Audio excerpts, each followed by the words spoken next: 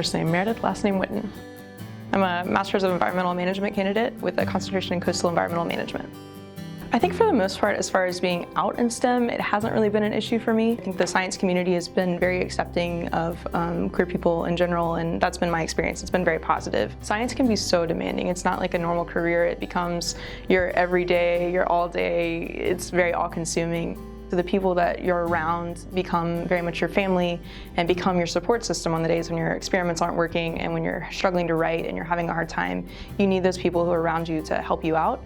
And I think being out in STEM lets you be open with who you are, lets you sort of be more open with the people around you so that they can support you more fully because they understand you more as a person. I think it does make me a little more open-minded. So a lot of the work I do is looking at fisheries, and sometimes when you're allocating resources especially, you end up with minority groups being marginalized and not being considered. And I think it helps me in general to sort of consider the perspective of minority groups. Where we're at now is that so many people don't realize what they don't know and they don't see their own biases. And I think that sometimes you just need to point them out very directly and say you're not seeing your own biases. You don't know what you're not seeing.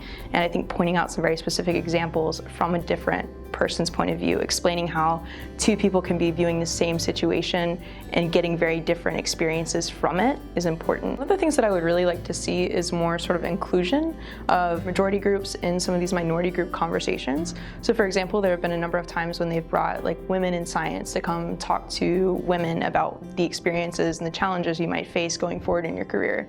And I find that in these conversations, there are never any men in the room, which on the one hand is important because I think that minority groups need spaces for themselves and conversations for themselves. But I would love to see more inclusion of majority groups in some of these conversations so that like men can hear the challenges that their female colleagues are facing that they don't necessarily think about.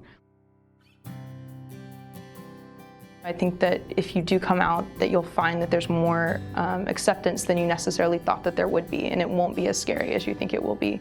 And for the most part, even if some people reject you, you'll find hundreds more who will accept you.